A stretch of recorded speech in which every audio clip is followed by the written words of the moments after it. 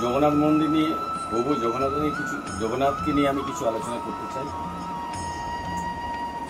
এই বছর 2025 15ই জুন 2025 ঠিক রাত্রি 12টার সময় পুরী শহরে সমস্ত ইলেকট্রিসিটি বন্ধ করে দেয়। ইলেকট্রিক ডিপার্টমেন্ট থেকেই করা হয় না, কারণ পুরীর মন্দিরে সব থেকে যিনি বয়োজ্যেষ্ঠ পুরোহিত, তিনি চোখ বেঁধে মন্দিরের ভিতরে প্রবেশ করলেন এবং বাইরে অগণিত সিকিউরিটির ব্যবস্থা।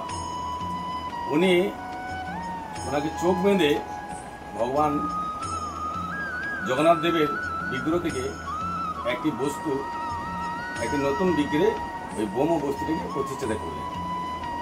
প্রত্যেক 12 থেকে 19 বছর অন্তর অন্তর এই ভগবান জগন্নাথ দেবের নবকলেবর হয়, অর্থাৎ পুরনো মূর্তিকে সরিয়ে দিয়ে নতুন মূর্তিকে তৈরি করা হয় এবং সেখানে এই বোম বস্তুটিকে স্থাপন করা হয়। একমাত্র ওই বৃদ্ধ পুরোহিতই কিন্তু এটা চোখ বাঁধা অবস্থায় স্থাপন করে। এখন এই বোম বস্তুটি কি? পুরীর জগন্নাথ মন্দিরে মাহাত্ম্য কেন এত বেশি? ভগবান শ্রীকৃষ্ণ স্বয়ং এই জগন্নাথ মন্দিরে অবস্থান করছেন। বোম বস্তুটা কি?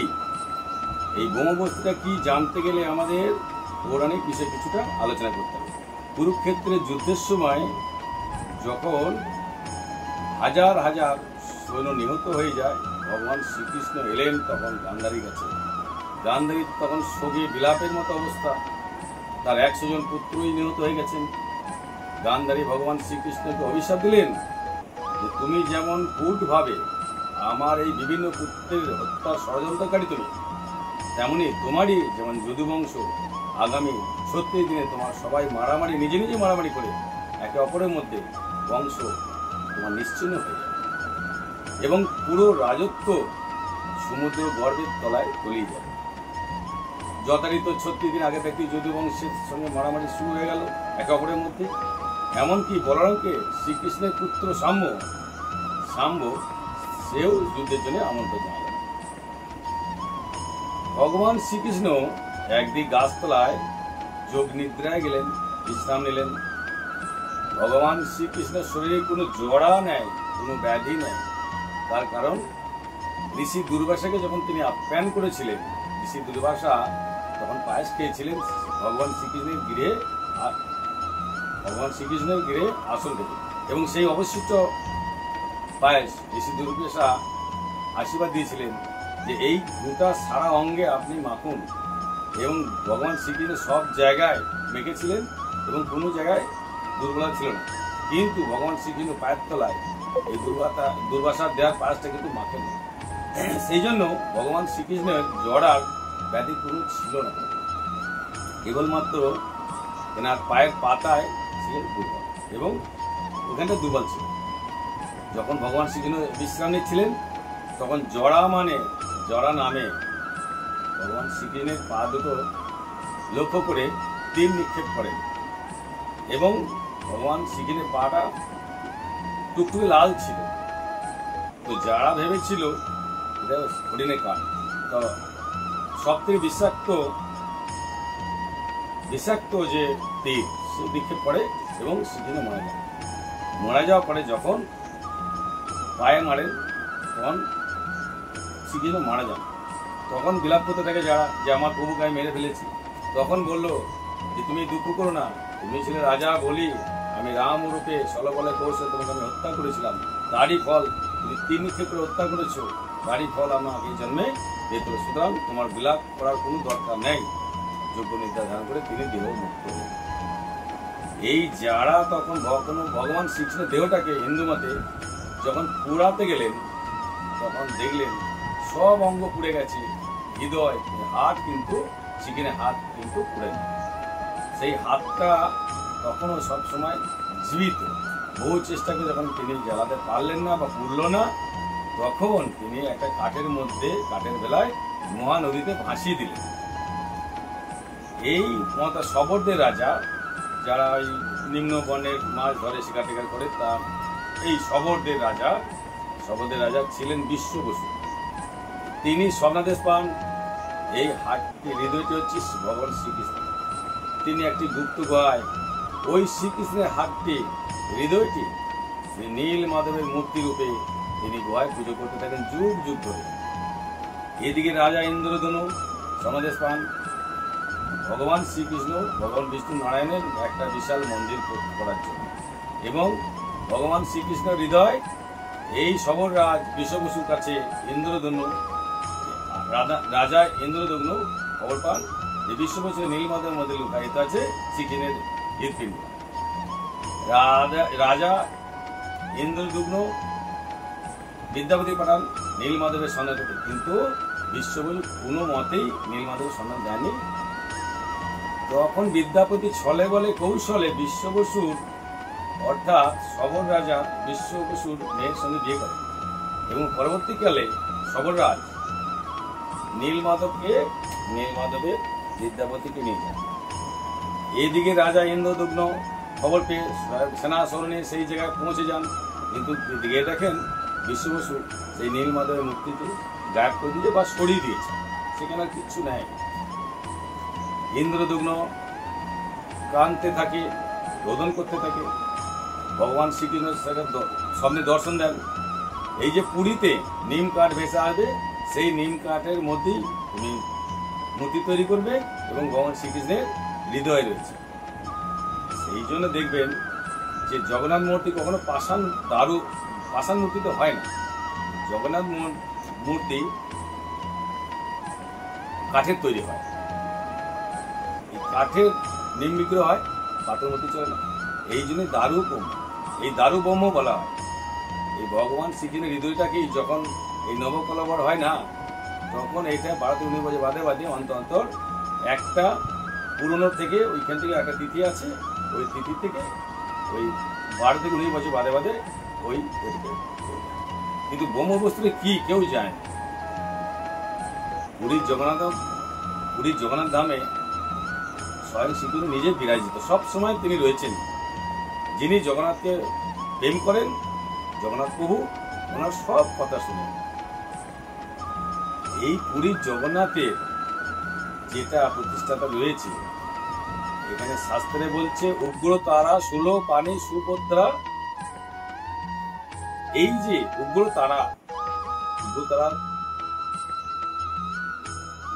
তারা মূর্তির উপরে বিশ্বকর্মা যে মূর্তি তৈরি করছিল, এই মূর্তি তৈরি করার সময় বলেছিল ডিস্টার্ব করলে সব বন্ধ হয়ে যায়, শর্ত দিয়েছিল।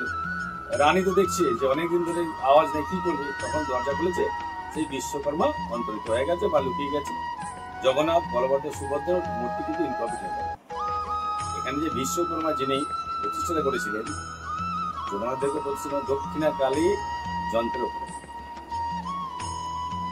জগন্নাথকে প্রতিষ্ঠা করে দক্ষিণা কালী যন্ত্রের উপরে ভগবান জগন্নাথকে প্রতিষ্ঠিত হয়েছে। আর উগ্রতারা ষোলপানি মানে হচ্ছে বলরাম উগ্রতারা যন্ত্রের উপর বলরাম প্রতিষ্ঠিত, আর সুভদ্রা ভুবনেশ্বরী যন্ত্রের উপরে সুভদ্রাকে প্রতিষ্ঠা করা হয়েছে। তো এই জগন্নাথ মন্দিরে এখনো পর্যন্ত ভগবান গৌতম বুদ্ধের দাঁত এবং হাড় এই বিগ্রহে রাখা আছে। এই 50 বছর আগে যখন এই ব্রহ্মটাকে স্থাপন করা হচ্ছে, তখনও কিন্তু সেটা নড়ছে, একটা কোনো ভাইব্রেশন হচ্ছে। তো এই ব্যাপারগুলো জগন্নাথে রয়েছে। প্রভু জগন্নাথকে যিনি সাক্ষাৎ ভগবানকে যিনি প্রেম করেন, ওনার সব কথা শোনেন। একমাত্র আমাদের এই 4 ধামের মধ্যে একমাত্র ধাম পুরীর ধাম। এই মাহাত্ম অনেক অশেষ ধন্যবাদ প্রভু জগন্নাথকে। এই 4টে ধামের মধ্যে এটা শ্রেষ্ঠ। আর একটা কি, আমাদের জগন্নাথ ধামের রথযাত্রা যদি আমরা এই মুহূর্তে আমরা এই যে 27/6/2025 আছে, যদি রথের চাকা টানা যায়, রথ দেখা যায়, তাহলে এই জনমৃত্যু সাইকেল চাকা আপনার পাপ দিয়ে যাবে এবং মোক্ষ লাভের মুক্তি লাভ হয়। তা পুরীর জগন্নাথ মন্দির দর্শন করুন, এবং এই জগন্নাথের মন্দির না যেতে পারলেও আপনারা গ্রামে গঞ্জে, টাউনে, হাটে বাজারে রথের দিনে দেখবেন বাচ্চা ছেলেরা রথ করে, আমরা ছোটবেলায় রথ টানতাম, এই দেখতাম, ঘুরতাম। তো এই রথের চাকা আপনার, রথের রশি আপনার টানুন, এই রশি যদি আপনার টানেন তাহলে আপনাদের সব কাজে সফলতা লাভ করবে। এই জগন্নাথের, প্রভু জগন্নাথের রথ রশি টানলে আপনার যেমন মোক্ষ লাভ হয়, আপনার শত জন্মের পাপ ধুয়ে যায়। এইরকম এই দিনে কি করবেন, তুলসী মালা 101টা তুলসী মালা তুলবেন। তুলসী মালা কিনতে পাওয়া যায়, যদি না পারেন তুলসী মালা বা তুলসী পাতা 101টা সংগ্রহ করবেন। কিন্তু তুলসী পাতাটা ভিজে কাপড়ে তুলবেন না, শুকনো কাপড়ে তুলবেন। তোলার পরে প্রত্যেকটাতে চন্দনে ফোঁটা দেবেন, রথের মধ্যে ওটা পরিয়ে দেবেন। বা ঘরে যদি আপনার ঘরে জগন্নাথ দেবের বিগ্রহ থাকে বা মূর্তি থাকে, প্রভুকে ওই মালাটি ধারণ করাবেন। এবং এতে করে দেখবেন অনেক আপনার আর্থিক দুর্দশা নষ্ট হয়ে গেছে। আরেকটা জিনিস, যদি পারেন 28টি লেবু, 28টি কাগজি লেবু 28টা লেবুকে মালা করে প্রভু জগন্নাথের বিগ্রহে পরিয়ে দিন, বা যেখানে রথ টানা হচ্ছে রথের মধ্যে পরিয়ে দিন।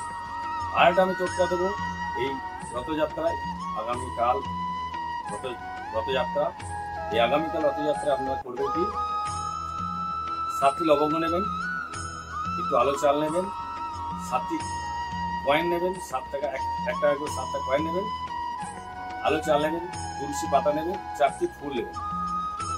যেখানে রথ টানা হচ্ছে সেই রথের মধ্যে ঝুলিয়ে দেবেন। ঝুলিয়ে দিয়ে রথের দড়ি টানা হবে এবং সেই একটা লাল পুঁটলিতে আপনি এটা করবেন, হ্যাঁ, লাল পুঁটলিতে ওটা বাঁধবেন।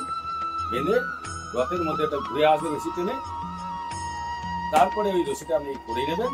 করে নেওয়ার পরে আপনি ঘরের মধ্যে রাখবেন। দেখবেন আপনার ঘরে দুর্দশা এবং রোগ যা কিছু আছে সবকিছু আপনার রিকভার করবে। এইটুকু ব্যাপার বলতে পারি।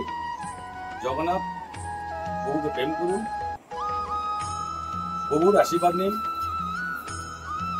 আগামীকাল রথযাত্রা, আপনার রথে ঘুরতে যান এবং প্রভুকে দর্শন করুন। প্রভুর দর্শন করা মাত্রই আপনার অনেক দুঃখ দুর্দশা দূর হয়ে যাবে। প্রভুকে প্রেম করুন, প্রভুকে আপনি ভালোবাসুন, সকলকে ভালো রাখুন, আপনিও ভালো থাকবেন। প্রভু জগন্নাথ কেউকে নিরাশ করে। প্রভু জগন্নাথের অনেক অনেক মাহাত্ম্য। তাহলে দেখুন, জগন্নাথ প্রভুর মন্দিরে ভোগ হয়, যখন ভোগ লাস্ট যে যিনি পান, উনি কিন্তু লাস্ট যিনি ভোগ খাবেন উনি কিন্তু পাবেন, তারপরে একজন গেলে আর পাবেন। এরকমই জগন্নাথ প্রভুর আশীর্বাদ রয়েছে, মাহাত্ম্য রয়েছে। জগন্নাথ মন্দিরের কাছেই মা কমলা রয়েছেন, হ্যাঁ, তো মা কমলার আশীর্বাদও আমরা পাবেন। জগন্নাথ মন্দির বা প্রভু জগন্নাথের আশীর্বাদ কৃপাধন্য হন। প্রভুকে ভালোবাসুন। যত জগন্নাথ, একমাত্র জগন্নাথই রক্ষা করতে পারবেন। শ্রীকৃষ্ণ আপনাকে মানে শ্রীকৃষ্ণ গোবিন্দই আপনাকে রক্ষা করতে পারবেন। তো আপনারা জগন্নাথ দেবকে প্রেম করুন, আশীর্বাদ নিন, প্রত্যাগুলো করুন, দেখবেন হাতে হাতে ফল পাবেন। আমি বলে যাচ্ছি, আমার প্র্যাকটিক্যাল করেছি এবং পেয়েছি, আপনারাও পাবেন। কি করতে হবে, আপনার বাড়িতে রোগ রিপু হচ্ছে, 28টি লেবু মালা গাঁথুন, প্রভুকে পরিয়ে দিন। তুলসী পাতা, তুলসীর মালা 108টি পাতাকে তুলে প্রত্যেকটাতে শ্বেত চন্দন দিন, শ্বেত চন্দন ফোঁটা দিয়ে প্রভুর গলায় পরিয়ে দিন। সেটা রথের দিনই করতে হবে। এবং 7টি লবঙ্গ, 7টি কয়েন, 1 টুকরো হলুদ, 7টি ফুল, 7টি আলো চাল, অল্প আলো চাল, একটা পুলিতে হলুদ কাপড়ে বাঁধুন, গিট মারুন, রথের মধ্যে ঝুলিয়ে দিন। রথটা ঘুরে আসবে রশি টেনে, ওইটি বাড়িতে রাখুন, ঘুরতে দেখান, প্রচুর উন্নতি। আর একটা কথা বলি, সব থেকে জগন্নাথ প্রভুর প্রিয় ফুল হচ্ছে কি, গোলাপ আর পদ্ম।